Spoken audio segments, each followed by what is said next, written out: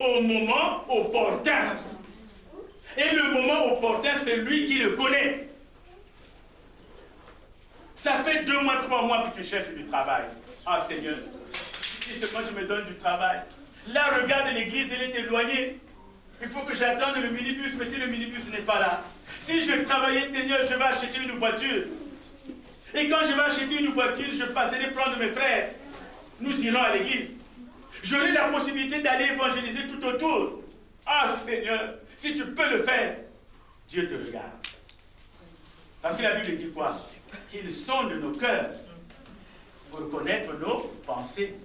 Il sonde nos reins pour connaître nos sentiments. Église, amen. Amen. Lui, il sait le fond de notre cœur. Il te regarde. Il sait que il demande une voiture, il demande du travail. Dès qu'il aura la voiture, on ne le verra même plus dans les veilles de prière. Les vendredis sera dans les boîtes de nuit. Non, le moment n'est pas arrivé. Et toi, tu te jettes par terre, Seigneur. Parce que tu n'es pas fermé. Demain, dès que tu auras la voiture, dès que tu auras le travail, en tout cas, tu auras un premier ennemi, c'est le pasteur. Ce pasteur-là est mauvais. Il devient ton premier ennemi. Mais pendant que tu étais en train de pleurer, pendant que tu étais en train de chercher une solution, il était bon, le pasteur. Tu as fait peut-être 3 mois avec le pasteur. Tu as fait peut-être 2 mois avec le pasteur. Tu priais avec lui. Et lui, il jeûnait pour toi. Mais dès que tu as une lueur de réussite, cette église-là, combien aujourd'hui ne dénigrent pas l'église? L'église dans laquelle ils ont vu la gloire de Dieu. Dieu les a bénis dans cette église. Mais combien aujourd'hui ne dénigrent pas l'église? Cette église-là, moi je n'y vais pas. Mais pourquoi tu n'as pas quitté l'église dès le premier jour? Tu es arrivé le premier jour, tu as vu que ce n'était pas une bonne église. Pourquoi tu es resté? Parce que tu as eu tout ce que tu demandais. Mais le problème, c'est que Dieu donne, il le reprend aussi. Quand tu lui fais un vœu, et que ce vœu, tu ne l'accomplis pas, il s'est dépouillé.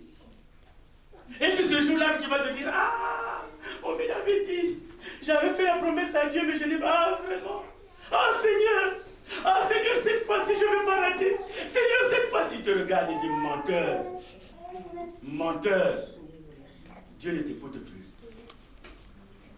Non, le silence de Dieu n'est pas un abandon. Quand tu pries que Dieu ne répond pas, parce qu'il sait que le moment n'est pas opportun. Il sait que le moment n'est pas opportun. Il sait comment te bénir. Parce que tout ce que tu fais, vous savez, dans l'église comme nous sommes là, le Seigneur là-bas, il nous regarde. Quand il nous regarde, nous sommes tous dans l'égalité. Le Seigneur ne voit pas parmi nous des petits, des grands, des riches, des moins riches. Pour lui, toutes les brebis, c'est-à-dire, je parle de ceux qui ont déjà eu leur baptême. Tous ceux qui ont déjà eu leur baptême, Dieu a le même regard sur nous. Il a le même regard sur nous tous. Un regard d'égalité. Donc il nous aime de la même façon. Il ne faut pas penser que Dieu aime le pasteur plus que moi. Il ne faut pas penser que Dieu aime l'évangéliste plus que moi. Non. Il nous aime de la même façon. Mais à chacun de nous, il y a des dons. Ça vous pouvez être dans une famille. Il y a des gens qui ont la parole facile, qui ont ce qu'on appelle une verve oratoire. Quand ils se mettent debout, ça coule. Il n'a même pas besoin de, il n'a même pas besoin de réfléchir. Mais il y a d'autres, quand ils se mettent debout pour parler, nous avons un président, au début, quand il avait démarré, le président du Congo, quand il démarrait, il pouvait commencer une phrase. Allez puiser de l'eau, vous revenez, il n'a pas terminé la phrase. Mais avec les conseils, il a beaucoup travaillé, mais il lui reste quand même, parce qu'il n'est pas éloquent. Mais il y a des gens, au Congo, on a eu un président qui était éloquent, Marien Ngouabi. Donc, lorsque Marien Ngouabi se mettait debout et qu'il parlait, il n'avait pas besoin de notes, il n'avait besoin de rien, mais ça coulait. C'est comme dans une famille. Il y a des gens qui parlent, à qui Dieu a donné ce don-là, de s'exprimer. Mais cela ne veut pas dire qu'ils sont idiots. Cela ne veut pas dire qu'ils sont faibles.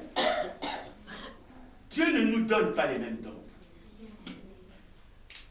Et aujourd'hui, quand tu demandes au Seigneur, mais le plus souvent, le Seigneur accorde. Alors, bien aimé, pour terminer, je dirais tout simplement que, quelle que soit la situation de tristesse qui est la tienne, quelle que soit la situation de détresse qui est la tienne, sache seulement que tu as signé une alliance. Sache seulement que tu as signé, qu'il y a une alliance qui est là, entre Jésus et toi. Cette alliance, Jésus est fidèle. Il est fidèle. Il t'a dit dans sa parole, porte ta croix.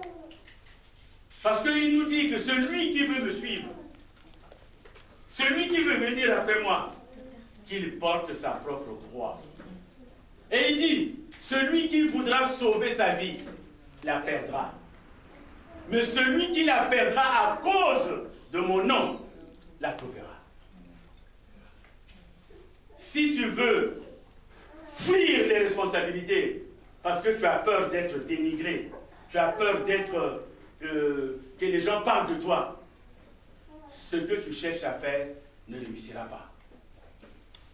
Mais si tu es humilié, si tu es injurié, parce que tu te sacrifies à Jésus, tout ce à quoi tu toucheras réussira. C'est la parole de Dieu. Celui qui veut sauver sa vie, la perdra. Mais celui qui la perd à cause de moi, à cause de mon œuvre, la trouvera.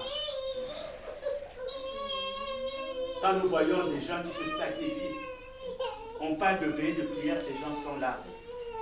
On parle de culte, les gens sont là. On parle d'intercession, ces gens sont là.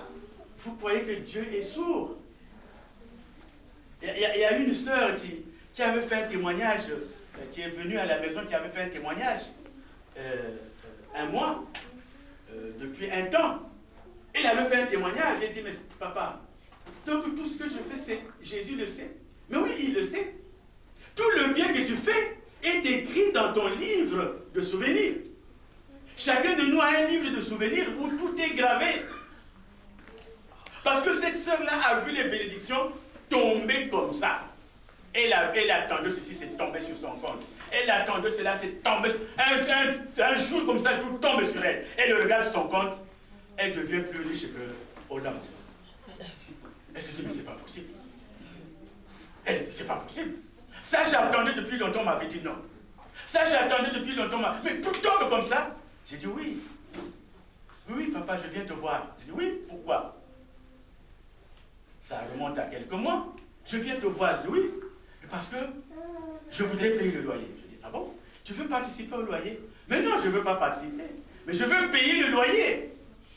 Je dis, ah bon? Oui, je veux payer le loyer. Parce que Dieu tient à... C'est-à-dire qu'il faut être fidèle dans les petites choses. Quand tu es fidèle dans les petites choses, Dieu va te confier les grandes choses. Dieu attache de l'importance. Une intercession. Ah, moi, je vais à l'intercession. C'est une petite chose, l'intercession. À quoi? Il y a la réunion de la chorale. Je vais à la réunion de la chorale. Quoi? Qu'est-ce qu'il y a? Il y a veillé. Je vais à la... Ce sont des petites choses. Et Dieu va te donner les grandes choses. Et parfois, les gens autour de toi vont se demander.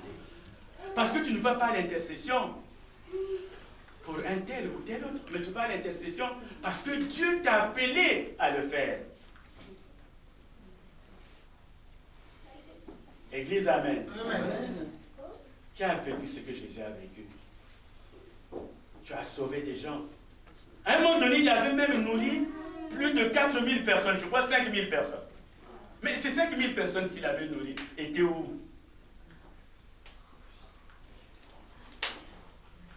Il était abandonné à lui-même. Mais jusqu'à la mort, Jésus a intercédé pour toi. Mon frère, que le soleil ne se couche pas avec ta colère. Tu es fâché contre un frère. Que le soleil ne se couche pas. Va voir ton frère. Tu lui dis, pardonne-moi. Je suis resté fâché contre toi. C'est ça ton élévation. tout ce que tu as souffert, tout ce que tu souffres. Et quand je dis tu demandes quelque chose au Seigneur, il y a des gens qui se reconnaissent. Il y a des gens qui ont pleuré, qui continuent de pleurer. Tu attends peut-être une guérison d'un membre de ta famille. La guérison ne vient pas. Au contraire, ça s'empire. La situation devient encore plus grave qu'avant. À un moment donné, je te dis, non, mais c'est Jésus là, c'est du pipeau. Les gens remplissent les deux, c'est du pipeau. Jésus, non. Jésus, c'est pas du pipeau. Jésus est vivant. Jésus est vivant. Jésus est vivant. Jésus est vivant. Tu as fait une alliance avec lui. Cette alliance porte seulement ta croix. C'est pourquoi le cantique dit, Seigneur Jésus, tu m'as choisi. Tu m'as choisi. Seigneur Jésus, tu m'as choisi. Tu m'as choisi. Seigneur Jésus, tu m'as choisi. Tu m'as choisi. Seigneur Jésus, tu m'as choisi. Alléluia, la croix est devant moi. Seigneur, je ne peux plus jamais reculer. Quel que soit ce que tu traverses, la croix est devant toi. Porte cette croix, ne recule pas. Jésus t'aime. Jésus est avec toi. Il t'a confié une mission. Accomplis ta mission. Ton élévation passe par cette mission. Sois fidèle à Jésus. C'est pour cela que nous devons être fidèles, comme je disais, dans les petites choses. Les petites choses, c'est par rapport, par exemple, aux offrandes. On ne peut pas concevoir qu'une église termine son culte avec 9 héros. Qu'une église se termine avec 2 héros. Les petites choses, c'est ça. Je ne vais pas à l'église les mains vides. Je vais à l'église, je dois donner des offrandes. Parce que c'est avec ces offrandes qu'on doit payer le loyer. Les petites choses, c'est que tu fais partie d'un groupe. Et même si tu ne faisais pas partie d'un groupe, il y a le loyer qui doit être payé. C'est une petite chose. Tu rapportes peut-être 1200. Tu rapportes peut-être 800. Mais si tu enlèves 50 € pour participer au loyer, si tu enlèves 200 pour participer au loyer, tu n'es pas pauvre. Ce sont ces petites choses. La petite chose quand tu travailles, c'est songer à donner ta dîme.